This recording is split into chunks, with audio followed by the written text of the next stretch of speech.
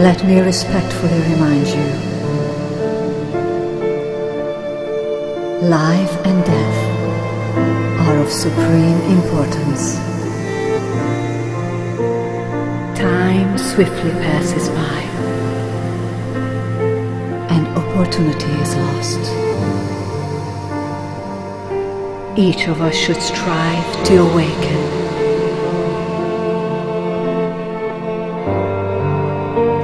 Awaken. Take heed. Do not squander your life.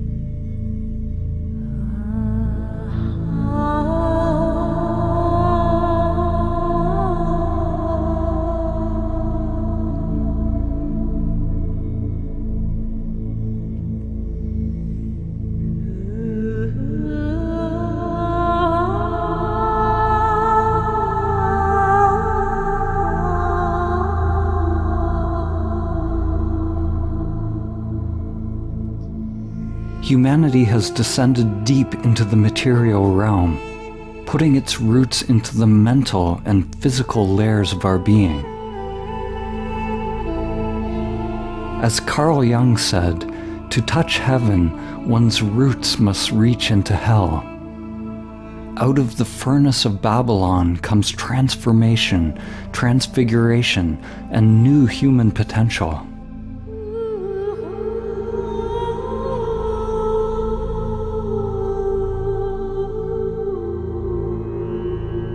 The Eastern traditions say that the lotus of awakening grows out of the mud of samsara, out of suffering.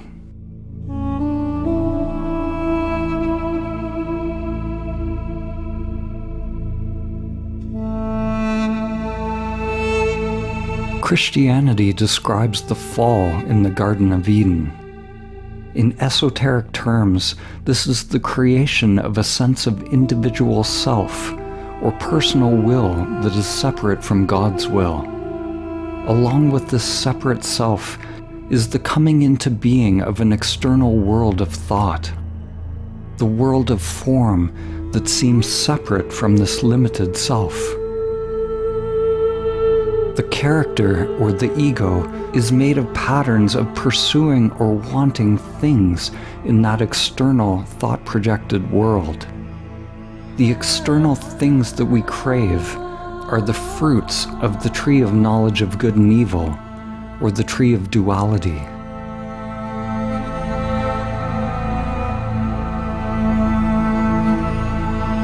You could say that original sin is the desires of egoic or dualistic consciousness. This is Maya, the situation that humanity now finds itself in.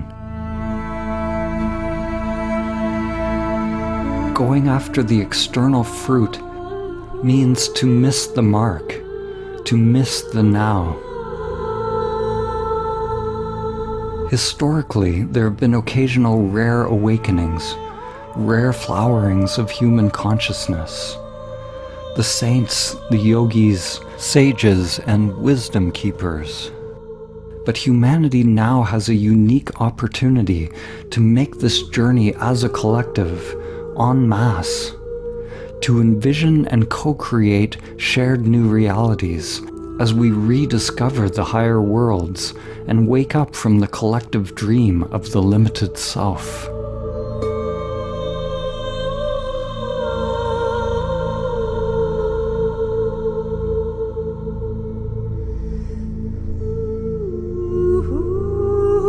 Most humans are currently living almost entirely identified with the gross physical and mental layers of their being, not even aware that the higher levels exist.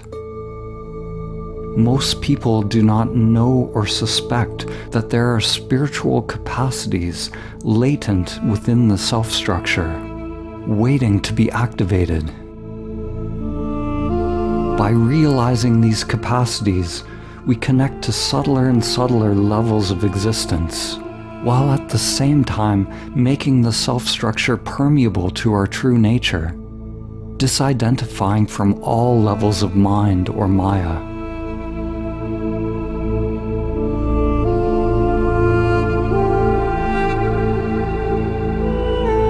If we examine the spiritual traditions that have existed throughout history, we find that the great sages, mystics, and seers describe a continuum of existence.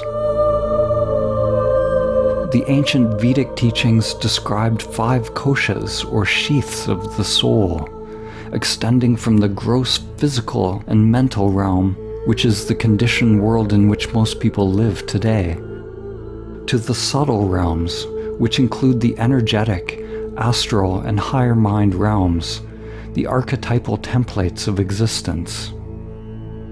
And finally to the causal realm, where there's no thought or sensation, the realization of primordial awareness, the awakening of God consciousness within the soul, dispels the illusion of all of these realms, all layers of Maya.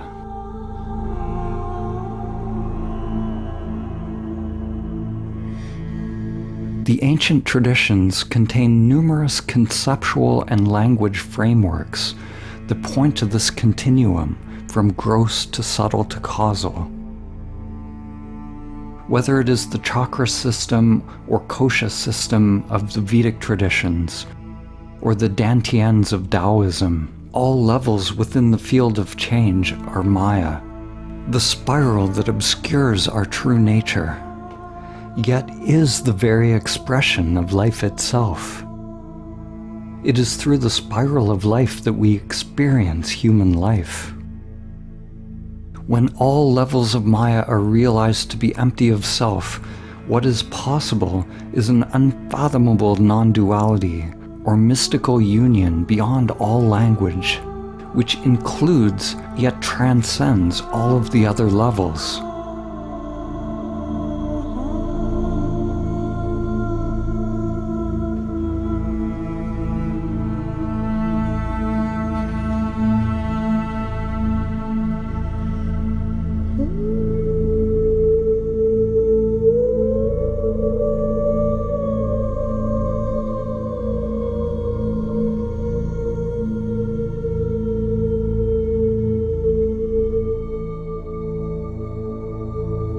Henry David Thoreau famously said that most people lead lives of quiet desperation. They go to their graves with their song still inside of them.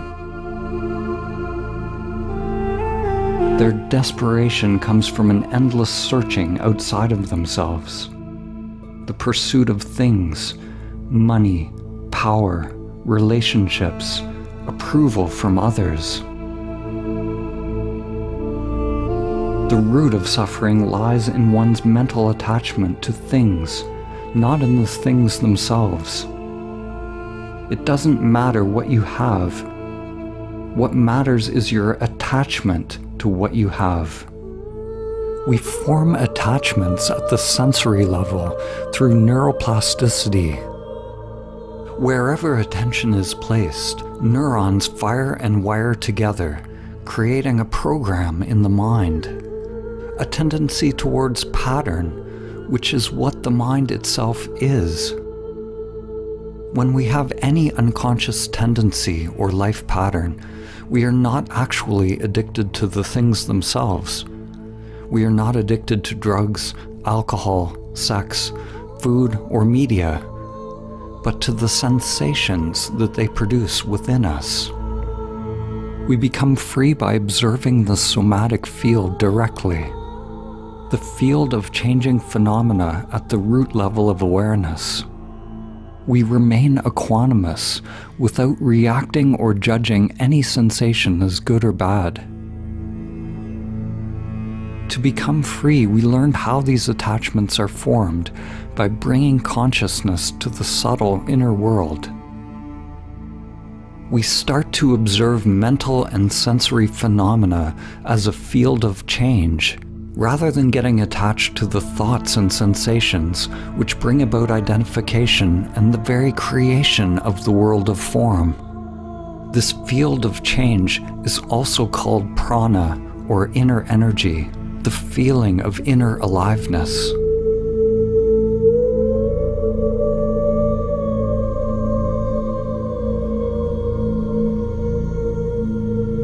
The shift to a new earth is a shift out of materialism.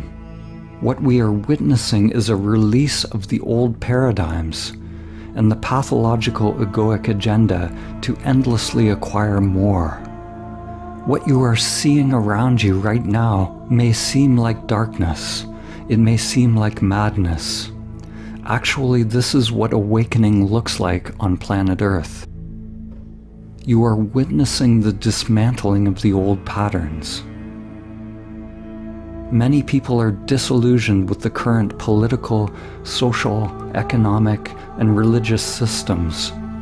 They no longer trust the egoic agendas of the media, industries, and so-called spiritual systems. They don't trust the medical establishment or the government.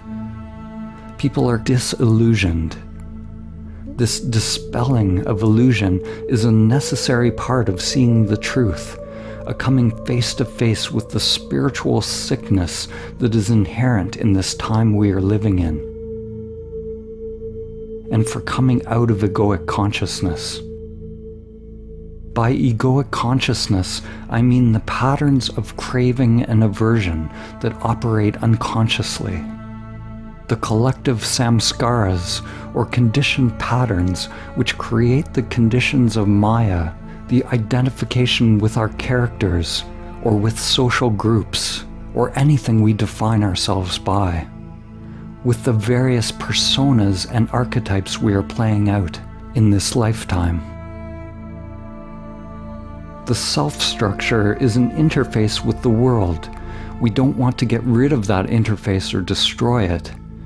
The path is about disidentifying from it, so that our sense of I, or the sense of existence, is not tied to a limited form, so that we don't suffer when the world of form changes. The human path is a journey from pre-egoic existence, which is the merged oneness that we experienced when we were a baby with our mother, to the creation of a person. We grow, we create a character.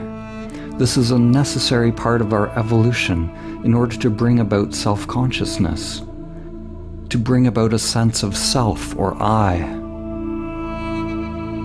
We are actually in an adolescent stage of our development. We're in an ego-identified stage.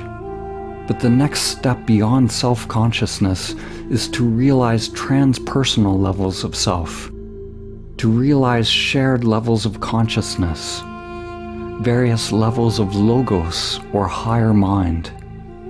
You could say levels of soul if you prefer that language. Our sphere of compassion expands. This is an expansion through love.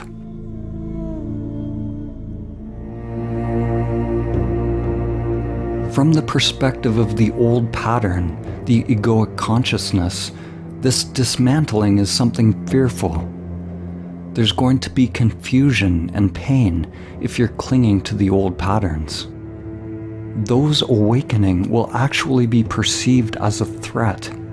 Awakening will be seen as a crisis because it is the dismantling of what is known.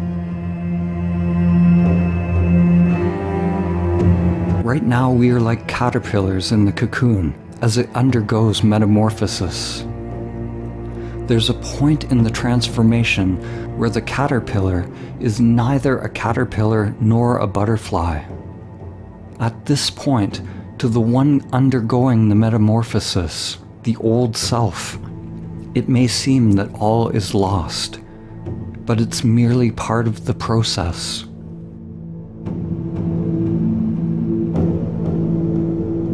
Faith is a surrender to the evolutionary impulse, a deep knowing that we are moving towards Source. The collective delusion, what the ancient spiritual teachers called Maya, is tied to our collective attachment to old patterns. It's tied to human hubris, the belief that we know where we're going, what we're doing, and who we are.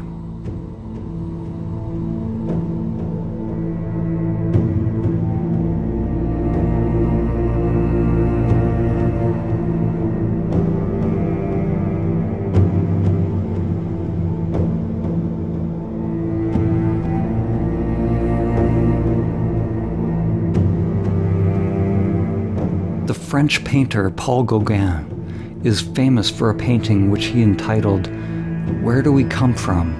What are we? And where are we going?" These three questions require a humility. To find out what we are, to find out the truth, we first have to acknowledge that we don't have the truth. We don't have the answer if we want to find the answer.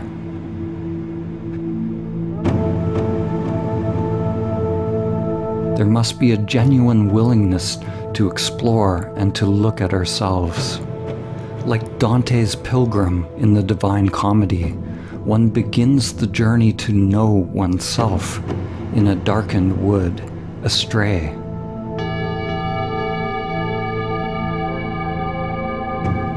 Recognizing that we are lost.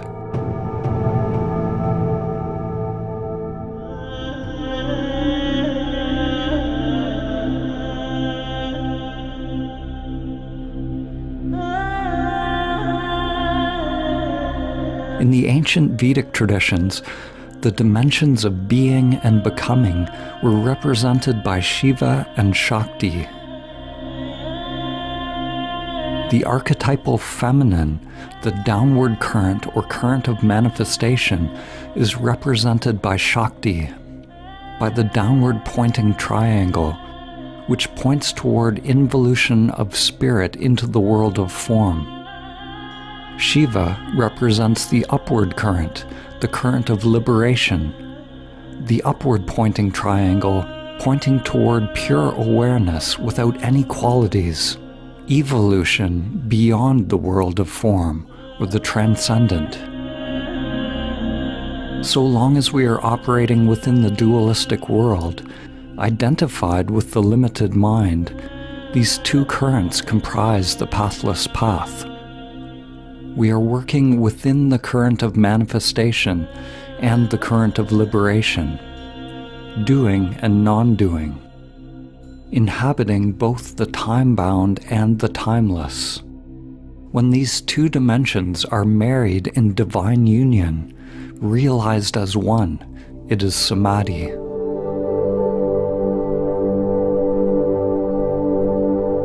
When in union, they represent the balance and coexistence of these two dimensions, like the Star of David or the Anahata symbol, which is the ancient symbol representing the spiritual heart, the unstruck sound, the transcendent source of the primordial Om that is dancing the universe into being.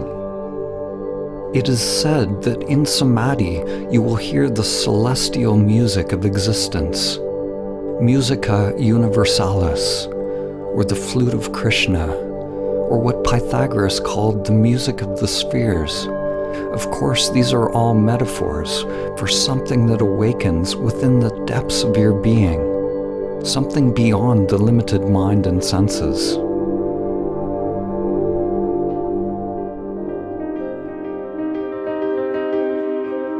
There are spiritual systems that focus on the subtle body, using practices such as observing the breath, sensations, working with chi or prana, working with techniques, practices, and processes that can be learned with the conditioned mind.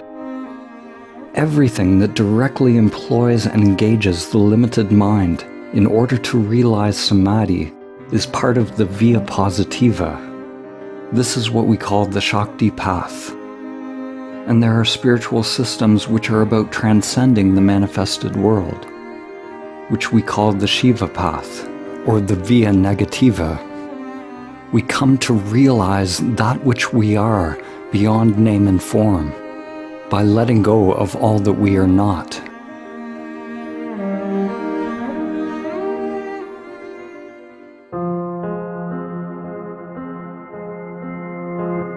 The way to samadhi has been given many names, such as meditation, self-inquiry, or prayer. Most people who practice these things today are practicing some technique, but the ancient form of meditation that leads to samadhi is actually not an activity. It is not something that you do or practice, but it is actually the cessation of the meditator, the seeker or the doer. True meditation is union with what is, and it only begins to happen when the ego fails in its attempt to meditate and realizes its own limitations. The ego, the you that you think you are, must necessarily fail in all attempts to meditate for true meditation to come about. The closer we come to the truth, the closer we come to samadhi, the less doing there is, the less technique there is. The techniques are all part of the past. We drop the doing and the doer. We drop the seeking and the seeker to come to the unconditioned present.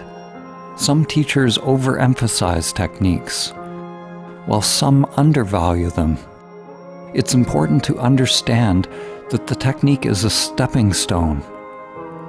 We don't want to abandon the technique, but we don't cling to it.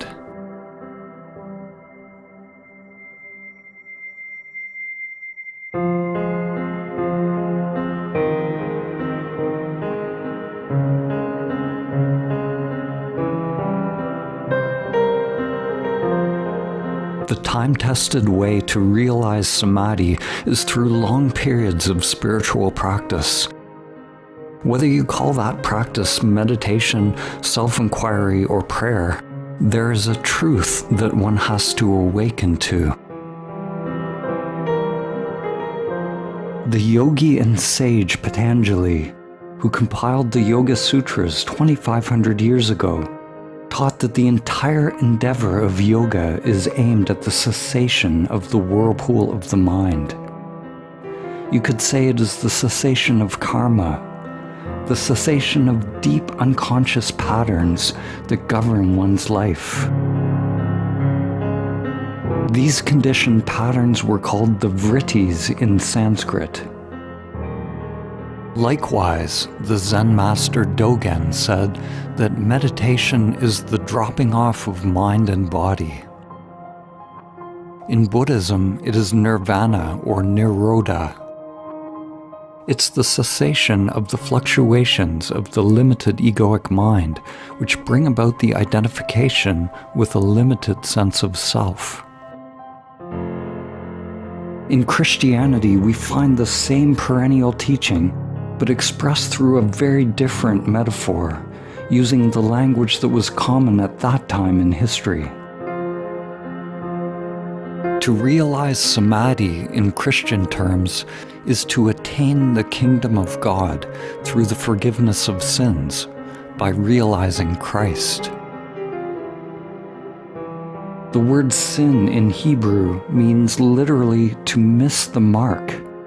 It means to miss the present moment, to pursue happiness in the objects of the external world, rather than realizing the source of true fulfillment.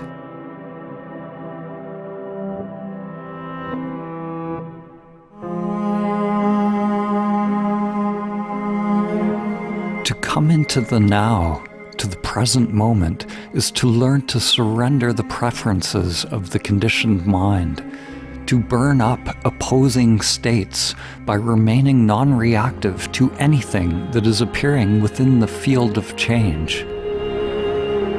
To meditate is to burn up the conditioned self, or you could say to free energy from the conditioned self. This truth is found in the Gospel of Thomas, which says, "If you bring forth what is within you, what you bring forth will save you. If you do not bring forth what is within you, what you do not bring forth will destroy you."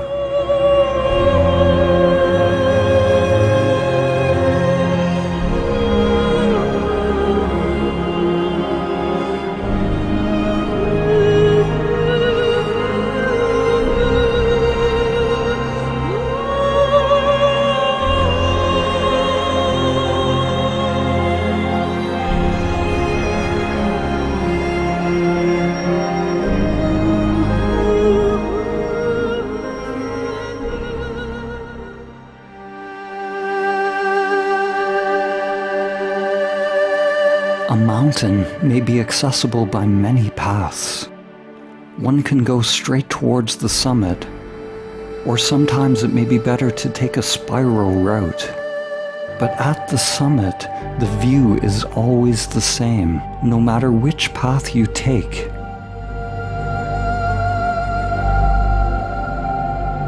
Humans have created thousands of meditation techniques throughout the millennia, not to mention countless yoga postures, asanas, specialized breathing or pranayama, and every conceivable variety of ritual or practice.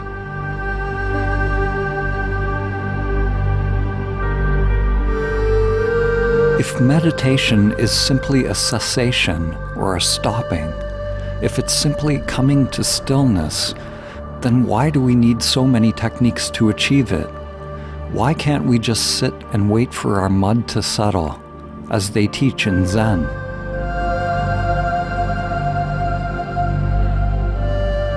The truth is, we can just stop. We can surrender the activities of our character. However, as Einstein said, although reality is merely an illusion, it is a persistent one.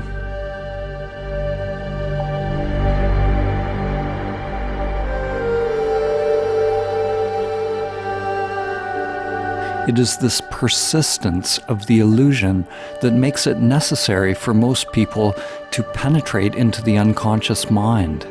To stay awake, we have to purify the avatar of its samskaras, of its karma or its programming, so that the unconscious aspects of self are no longer driving the show. When I say purify, I don't mean that the avatar is somehow bad or negative. I simply mean that it is possible to disidentify a sense of self from it, and the disidentification process is what we call purification or cleaning. I'm cleaning myself of myself. Our sadhana is to unite all aspects of ourself so that we are not divided. We penetrate into the unconscious by creating conditions of no escape for the ego.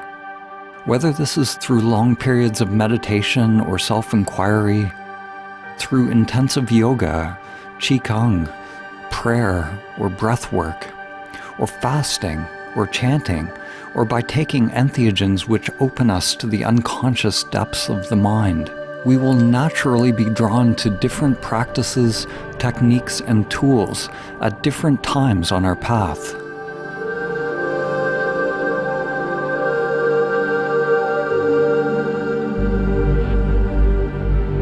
Whatever the practice or technique is, the purification will happen as long as we are cultivating presence and equanimity, being here in the now, as well as surrendered to what is.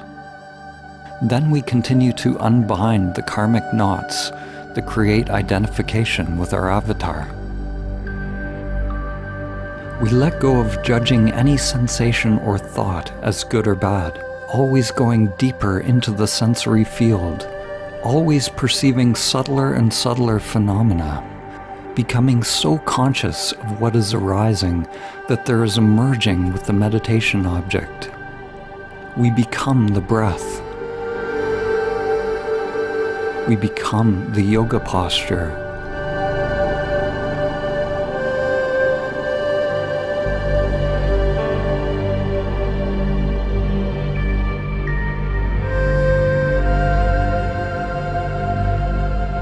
We become the chant.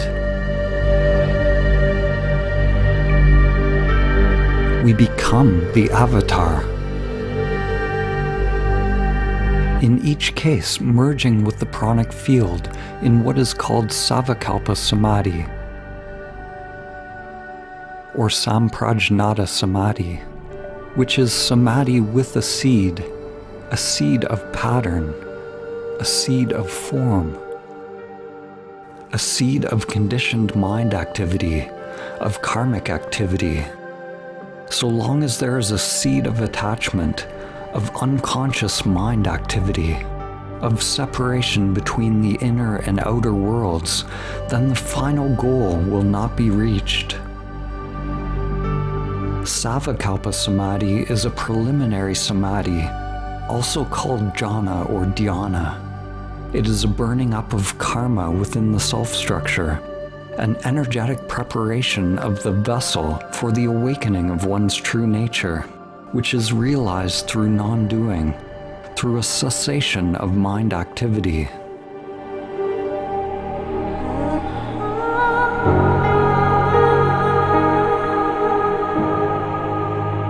Your mind is like a pond, and your thoughts are like waves or ripples upon that pond.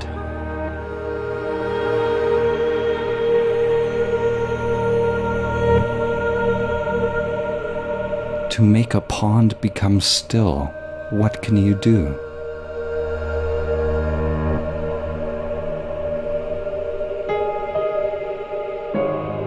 Anything you do will stir up more waves. You can't smooth it out or make it be still.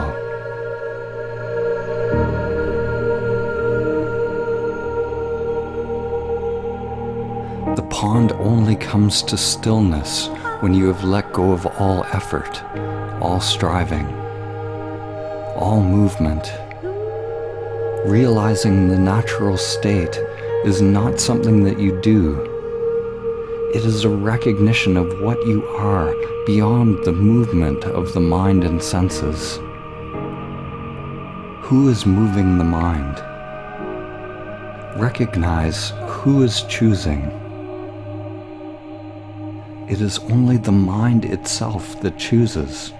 It is only the mind itself that moves.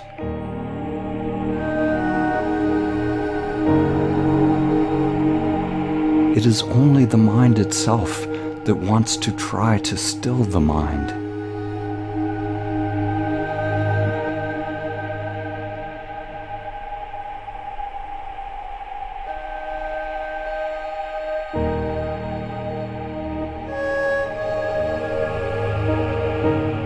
Upon hearing these words, the limited mind will likely be disoriented, wondering, what do I do? Just allow that disorientation. Become aware of the true self. Become aware of awareness, conscious of consciousness.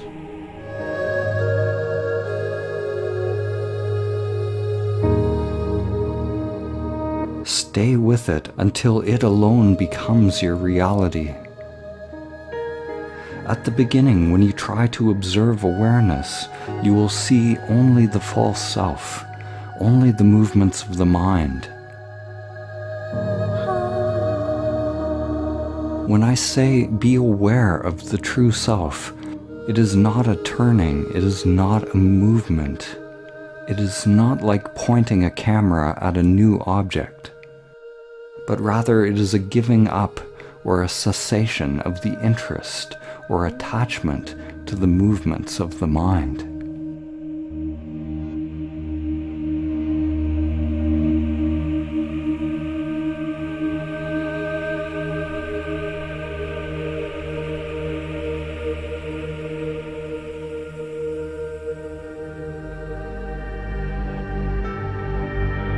There are two main knots that bind us into identification with the false self.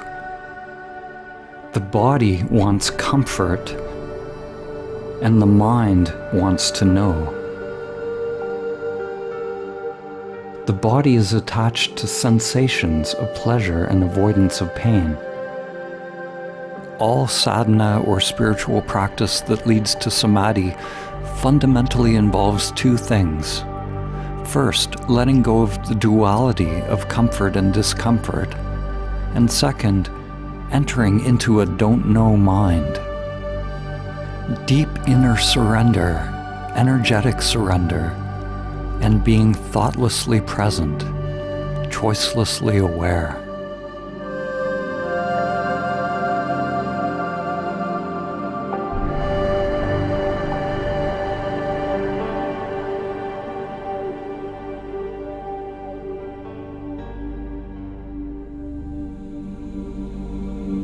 Socrates was considered the wisest person of his time. He's famous for the maxim, "I only know that I don't know." This is the Socratic paradox. Adopting a don't-know mind, a not-knowing mind, is the gateway to samadhi.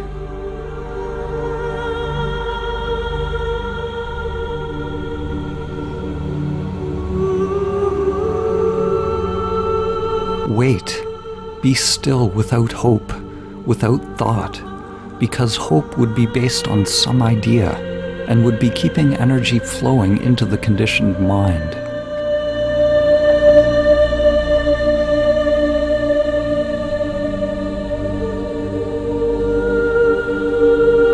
T.S. Eliot wrote, "I said to my soul, be still and wait without hope, for hope would be hope for the wrong thing.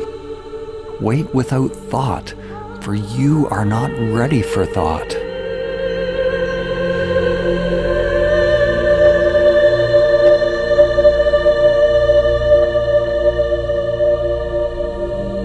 The moment you have a hope, a motive, or a thought is the moment that you are again caught in the conditioned mind. In the Divine Comedy, Dante wrote of an inscription at the entrance to hell. "Abandon all hope, ye who enter here."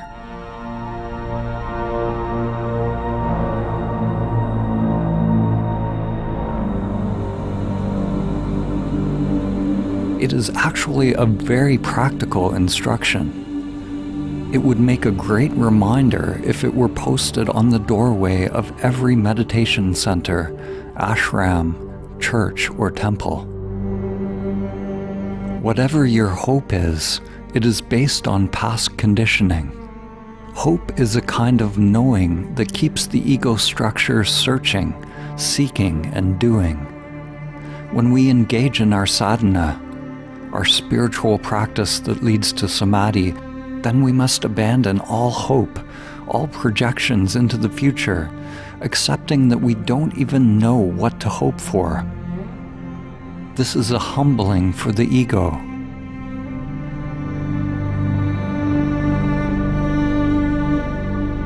When we abandon hope, we also abandon fear.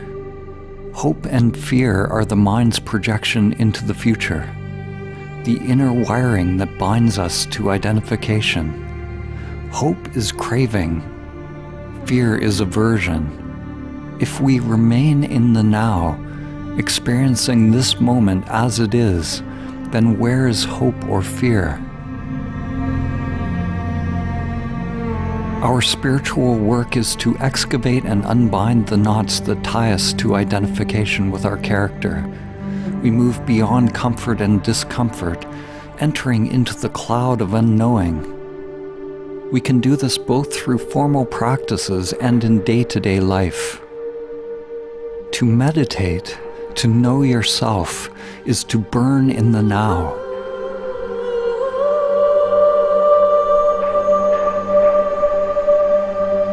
To burn up your patterns, your preferences.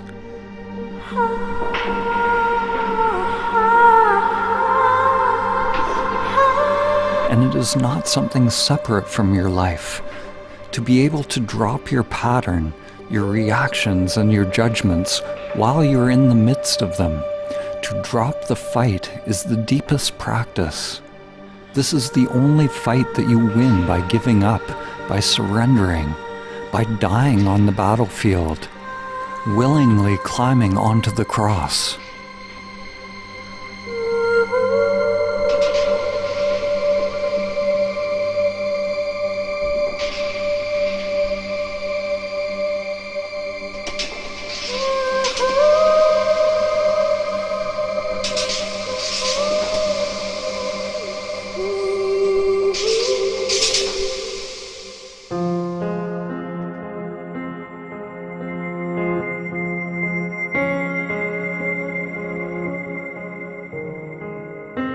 Some people are ready for the highest teachings on meditation and self-inquiry, the simple and clear truth.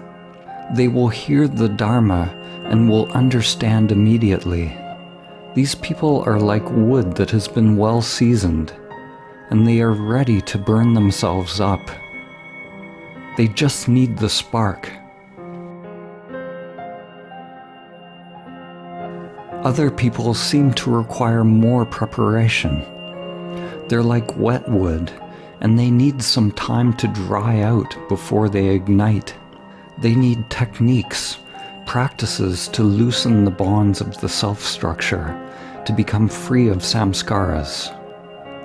Or at least they believe that this is the case, and the belief makes it so.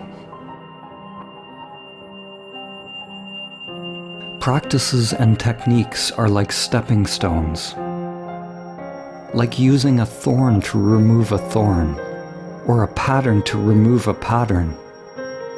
Spiritual practices such as reciting words, practicing a discipline, or anything learned is simply imitation. It's something repetitive and conditioned. Because all techniques are conditioned patterns within the mind, the practice itself will never lead beyond the mind, to samadhi. You will remain in the pattern, in a robotic, repetitive state. One must hold on to the technique loosely, allowing inner energy to flow freely. When you become absorbed in inner energy, then the conditioned doing is dropped.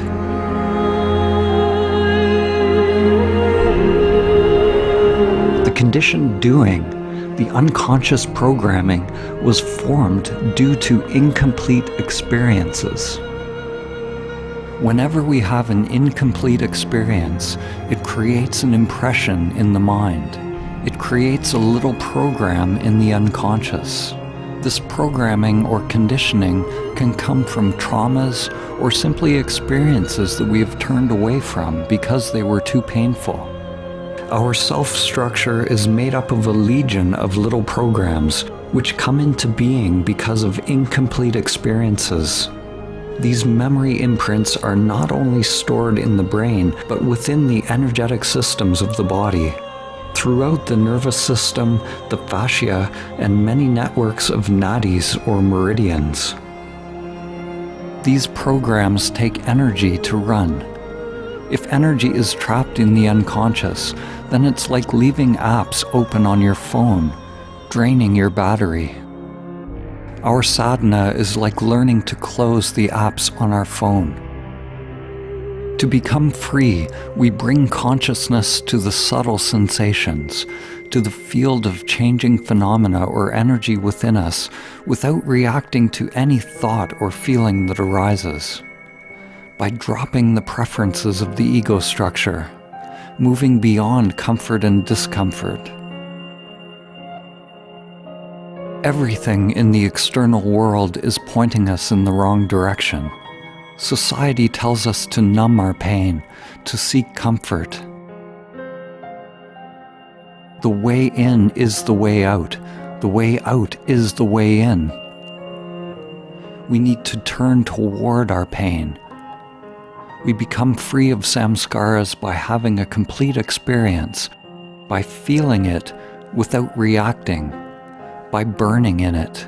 We have a complete experience of the feeling without the emotion. Emotions are reactions. They are feelings that are intertwined with thoughts. We drop the thinking component and stay with the raw feeling, the raw sensation. It has been said that the path to liberation is not about feeling better, but about getting better at feeling. The ultimate examples of this are Jesus on the cross, or the Buddha's meditation that led to his enlightenment. It is facing one's greatest pain, one's greatest fears, dropping the concepts, the knowing, and the judgments of good or bad. Awakening is merely the beginning step in an accelerated process of inner development, of growing the inner lotus, of becoming a living bridge, of purifying the human vessel to house divine consciousness.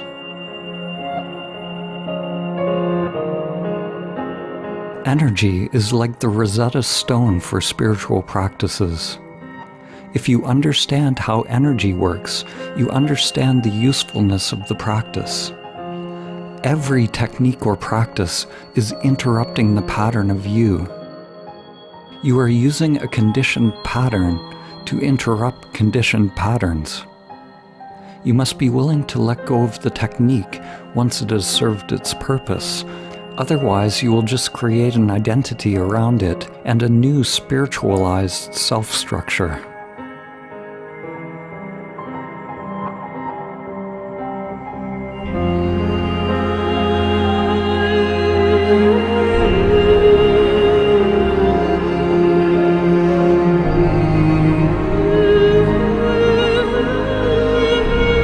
To reach the deeper stages of meditation, we must let go of everything we think we know about meditation. The ancient terms for meditation, jhana, dhyana, zen, or chan, refer to a sort of inner dissolving, a kind of meditative absorption, a transformation or inner purification of egoic conditioning. The ancient meaning of the word jhana is related to the Pali word japeti, which means to burn up. It is a burning up of defilements, of sin or samskaras.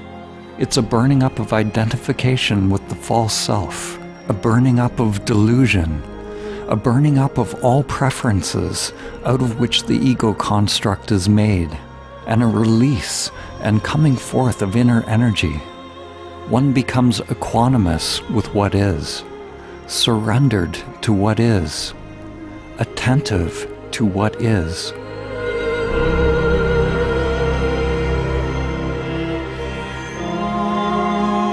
Awakening to our true nature can happen gradually through these stages of jhana, as the identification with various processes of conditioned mind is dropped. Or awakening can happen instantly. This is called satori in Zen.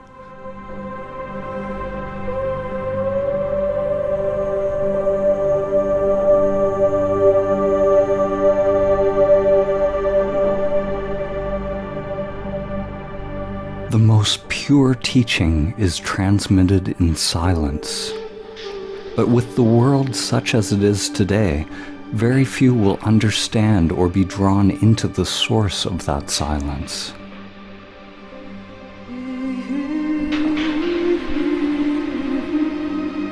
There's a famous teaching by Gautama Buddha called the Flower Sermon. The sermon is the origin of Buddhist meditation. You could say it's the origin of Zen. Zen is about direct transmission of the truth. In the Flower Sermon, the Buddha simply held up a white flower. He was in unmediated presence with the flower, abiding in his true nature. That was the whole teaching. Rather than giving a long satsang or teaching with words, he just let the students sit with the flower for the entire time. Only one student received the transmission. Only one student got it. To receive such a subtle transmission requires a subtle mind. The greatest truth is transmitted in silence. How can we receive this transmission of Buddha mind? How can we receive what we already have, what we already are? Primordial awareness is everywhere when we have eyes to see, and nowhere in particular. Upon awakening, the truth is so simple to see that you don't need the mind. The mind is searching and seeking. When that movement is given up, when that movement is burned up, the truth remains. You already are that which you're looking for, but you're identified with the false self.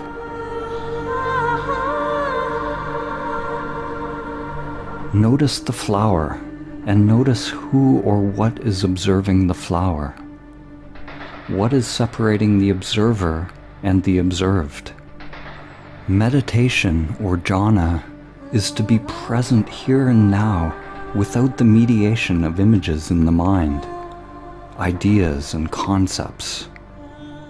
If awareness is absolutely present so that there is no more knowing, even in the unconscious, then there's no more observer and observed. There's no more relationship between you and anything. There's no more flower and separate observer. It is only the limited mind that sees things. The activity of the limited mind is the creation of things.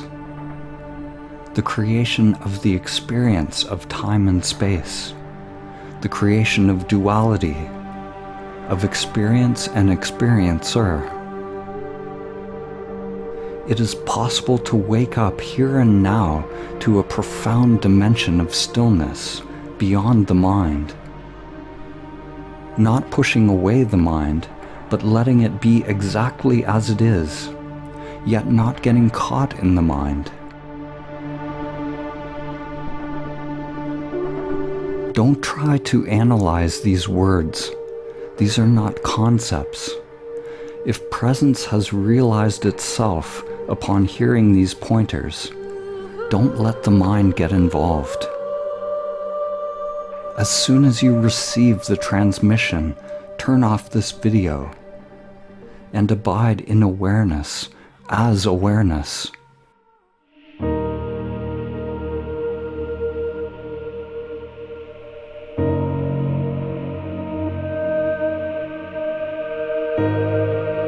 Silence is the greatest teaching, the purest teaching. The next best teaching is pointing directly at the unfathomable. This next teaching has had many names throughout history. It is pointing toward the transcendent self, or pure consciousness.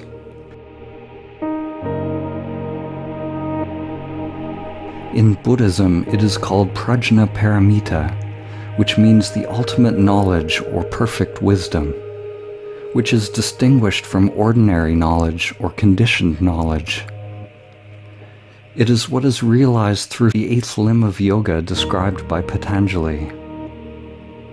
In Shaivism, this awakening could be described as oneness with Ishvara or Shiva, which are names for absolute consciousness.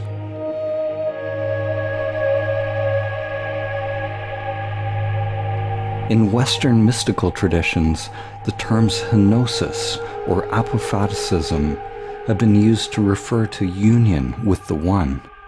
Plotinus said that the One transcends all beings, but is immanent within them.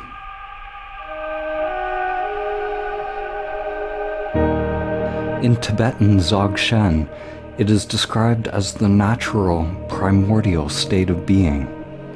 They use the word Rigpa to refer to the ground of existence.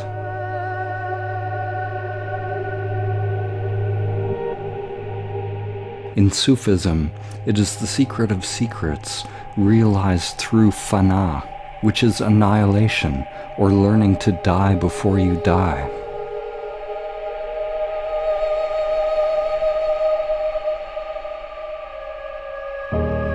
In Mahamudra, it is the great seal, or the great imprint, the realization of the natural state, primordial awareness, emptiness, absolute, clear and transparent, without root. Do not listen to these words with the mind, but recognize within the depths of consciousness that to which they point.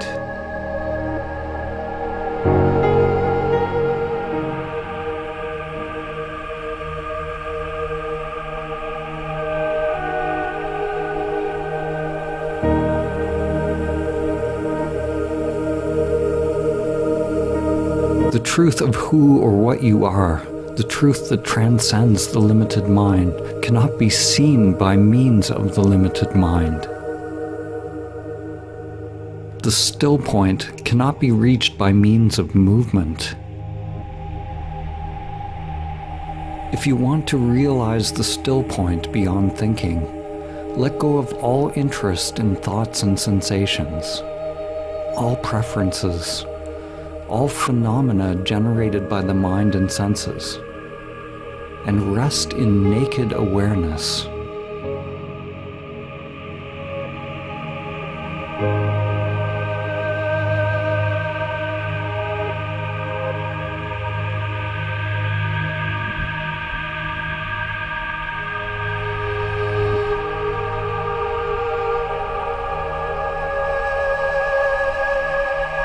Thoughts and sensations are a field of constantly changing phenomena.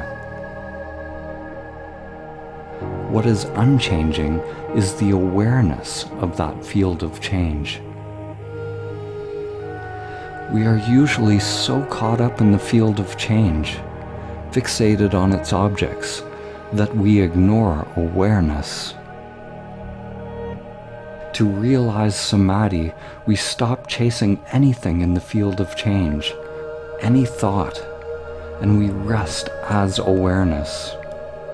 Stop reacting to thoughts and sensations. All suffering is due to our believing our thoughts. Notice the mind's habit of judging or labeling any thought or sensation as good or bad. We allow every thought and sensation to be as it is. We don't push away anything, and yet we don't get ensnared in thoughts or hooked by their content. In this way, we approach the Absolute by the negative path, the via negativa. Whatever is arising, we realize not this, not that, not this, not that. Through the via negativa, one realizes everything that is arising is not you. You realize that you are nothing, the wisdom of no self. Through Through the via positiva, one realizes everything that is arising is you. This is love, an energetic connection or merging. Both truths exist simultaneously.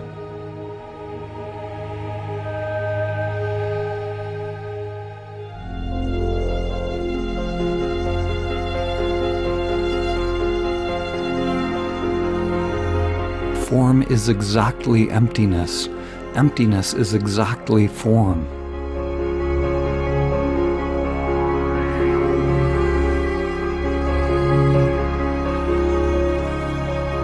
There's a saying in Zen, at the beginning of the path, mountains are mountains and rivers are rivers. After some realization, mountains are no longer mountains and rivers are no longer rivers. But when the final truth is revealed, mountains and rivers are. What has changed on this journey? The mountain and the river remain as they always have been. What has dropped away is your idea of the mountain and the river. What has dropped away is the whirlpool of the mind that mediates, that creates the illusion of separation between you and the world.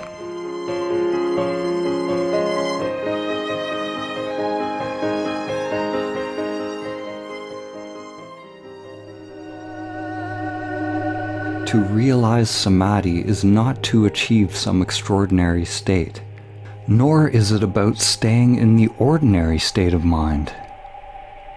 Only the limited mind or egoic mind discriminates ordinary and extraordinary.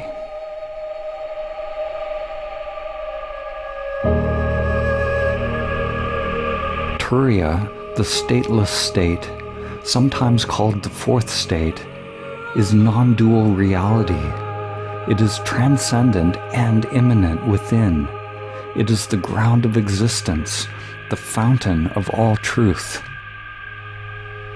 Your effort to achieve some state is a movement of the mind.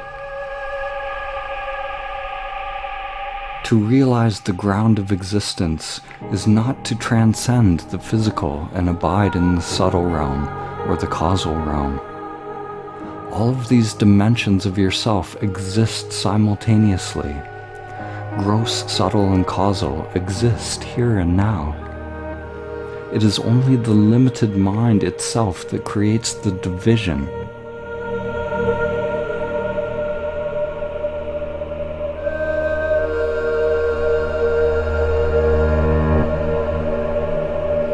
To realize samadhi is not to try to achieve something. It is a giving up of all interest in thoughts while remaining fully alert, fully conscious, fully awake, without reacting, without doing, without moving the mind, without suppressing the mind.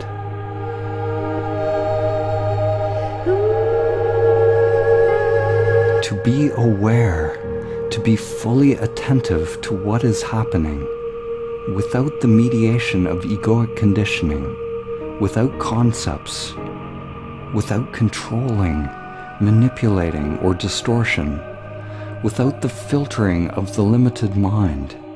It is to be present without choosing. Present without choosing, and therefore without a chooser. You could call this a mirror mind. A beginner's mind without memory or past. An open or transparent mind. You make every moment new.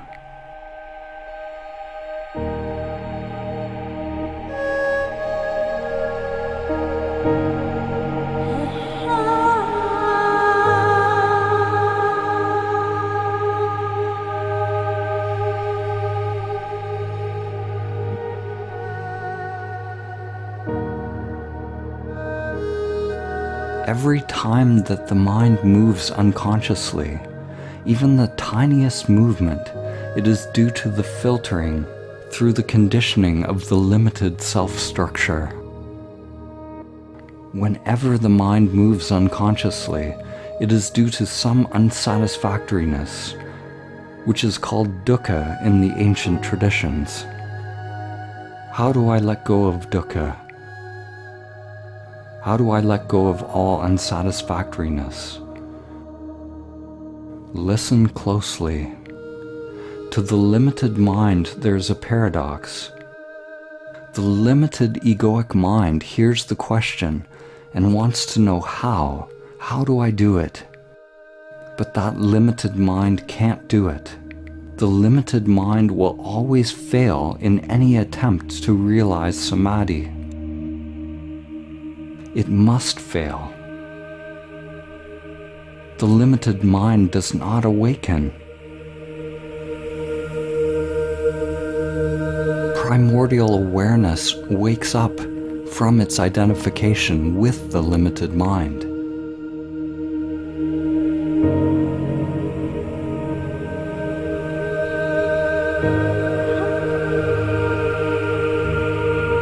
The limited mind will always fail in any attempt to realize stillness, because the mind is movement.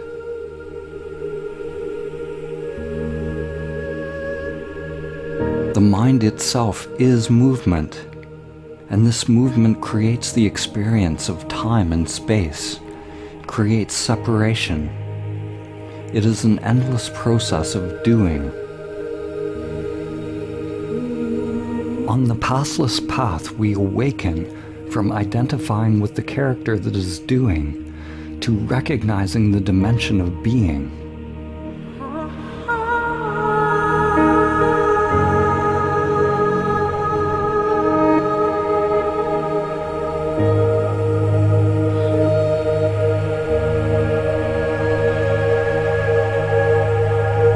In samadhi, the separation between doing and being drops away. The separation is simply another mind process. When there's no thinking within the conditioned egoic structure, then there's no problem.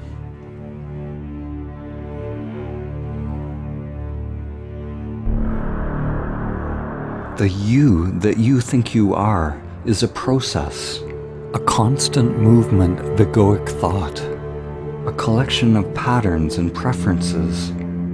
That you has to die. The pathological pattern of you has to end for samadhi to be realized. Let that sink in.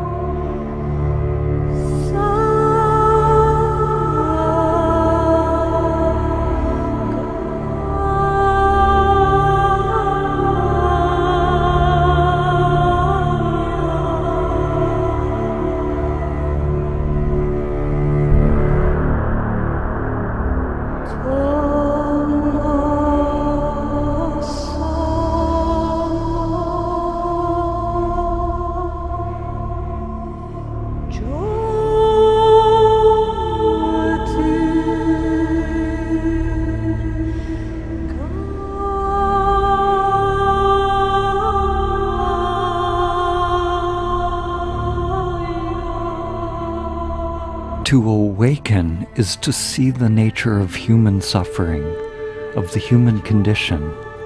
It is the recognition of who or what suffers.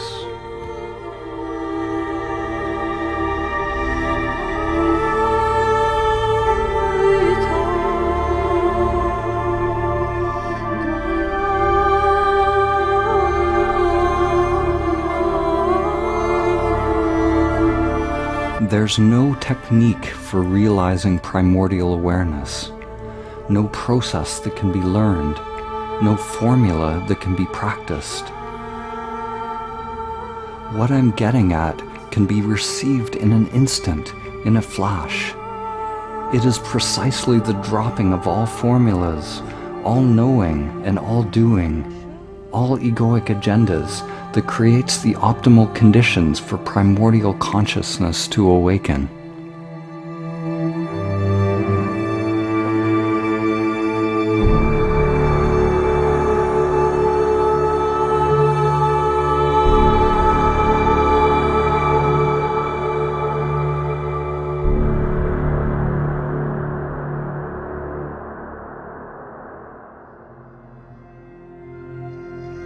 If I try to tell you how to be aware, then you'll be paying attention to my words or doing something that I told you, rather than being aware of what's actually happening in the now. You have to become so conscious of what is, so intimate with existence, that there's no preference, no self or I in it. You inhabit or merge consciousness into what's happening. When egoic activity is dropped, you become that which is arising. Actually, that's not true. More correctly, it's the illusion of separation that falls away. The truth is, we were never actually separate.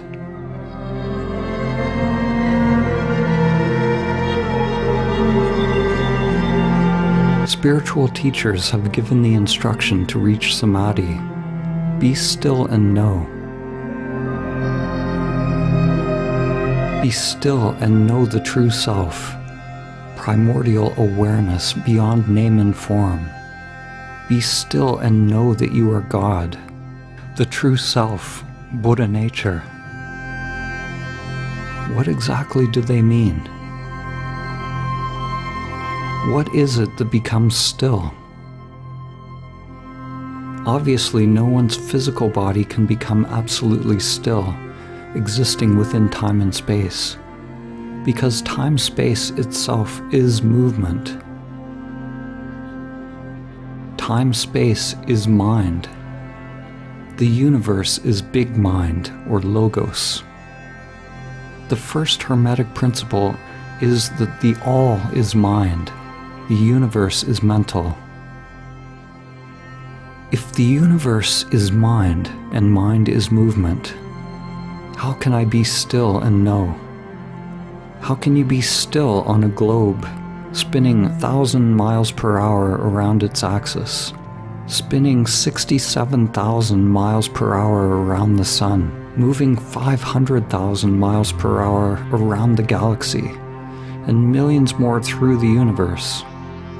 Your heart is beating, cells are moving inside, food digesting, the brain producing brain waves. Your blood is pumping, energy is moving. How can we be still?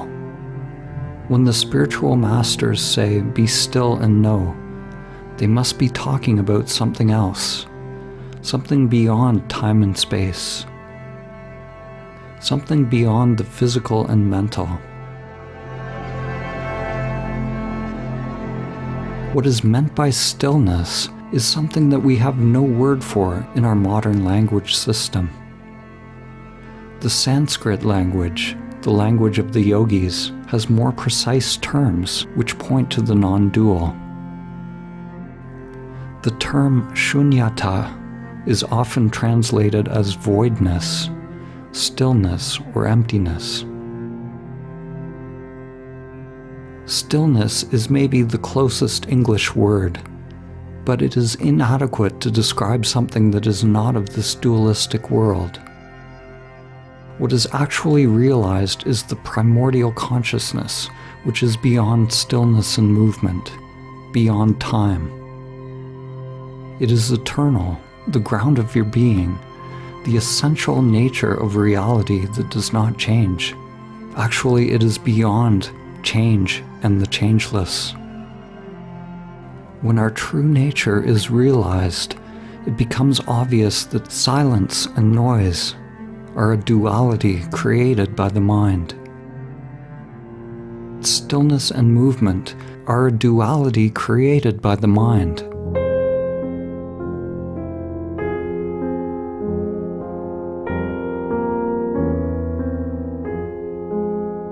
Everything is already inherent within that primordial stillness. The movement of the world is identical to stillness. Be still and know. Be in motion and know. It is all emptiness dancing.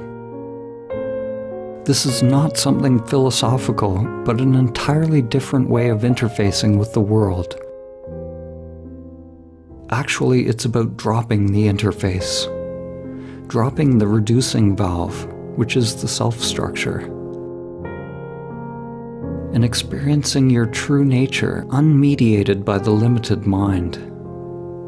The so-called outer world is transcended by realizing stillness, which, when realized, includes that which it transcends.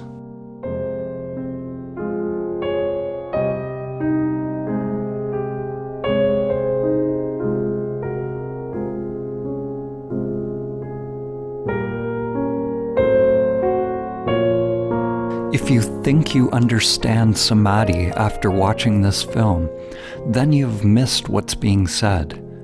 It would be like mistaking the menu for the meal. To taste the truth takes a true willingness to see the patterns of the self-structure that you refer to as you. It requires a deep excavation, deep surgery on the mind and freeing of samskaras, a deep dismantling, a deep humbling of the self-structure. To realize Samadhi, one surrenders to the soul's longing for union.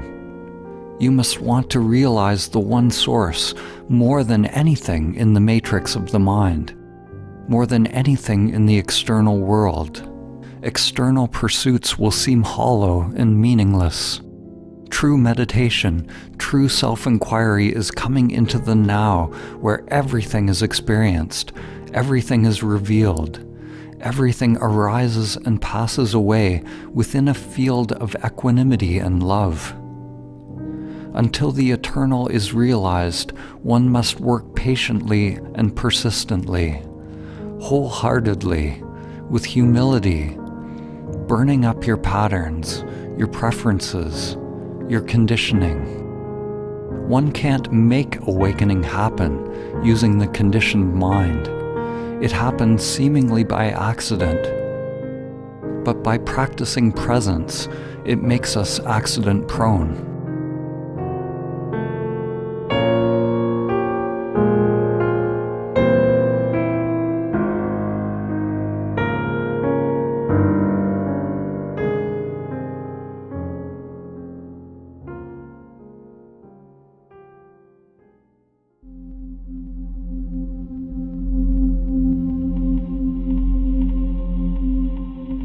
The final words of Socrates before he was executed were a warning to the world.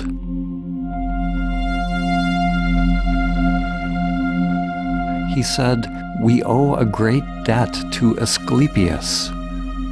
Pay it and don't forget." Asclepius was the god of healing, and you may be familiar with the Asclepius staff, which is a rod entwined with a serpent.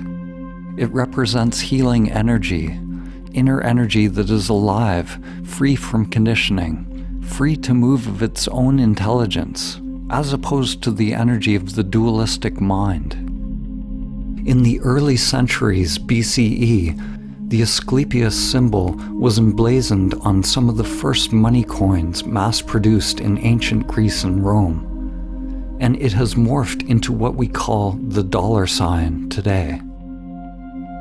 It is an ancient reminder hidden in plain view, a reminder that an exchange of money is an exchange of energy. Christ consciousness or Buddha nature is supported by the feminine principle, by Great Mother, by the Nagas, the serpent wisdom. This wisdom teaches us to purify the inner temple, to purify ourselves of ego. The feminine principle has had countless names throughout history. Gaia, Shakti, Sophia, Logos, Mahalakshmi, Parvati, Durga, Isis, Mary, the spiral of life. This living energy of the higher mind is the innate intelligence of the universe. This nature wisdom has been systematically suppressed, demonized, exploited, and controlled throughout the last millennia. In order to free energy from the unconscious definitions that we hold, we must unbind the knots that create identification with the ego structure. Letting go of grasping at comfort, letting go of knowing.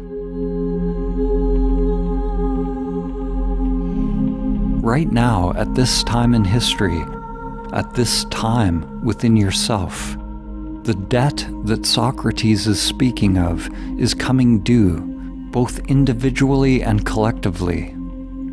There is only one currency with which you can pay this debt. You must pay with yourself.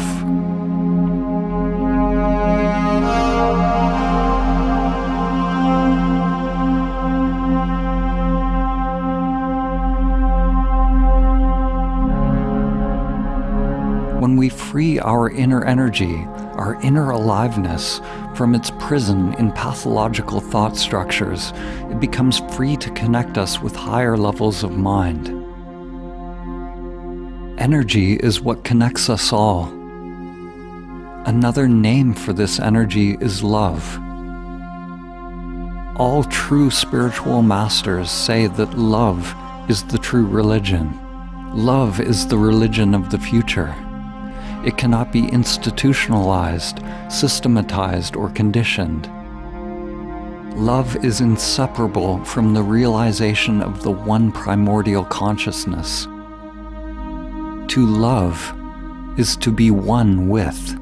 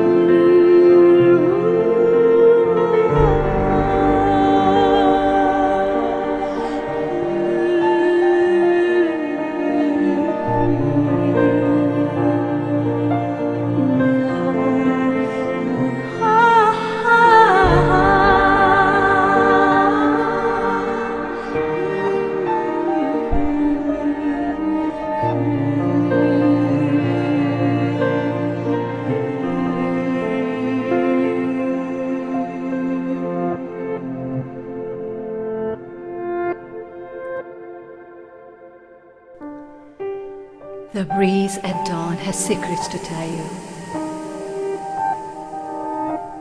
Don't go back to sleep. You must ask for what you really want. Don't go back to sleep. People are going back and forth across the door sill where the two worlds touch. The door is round and open. Don't go back to sleep.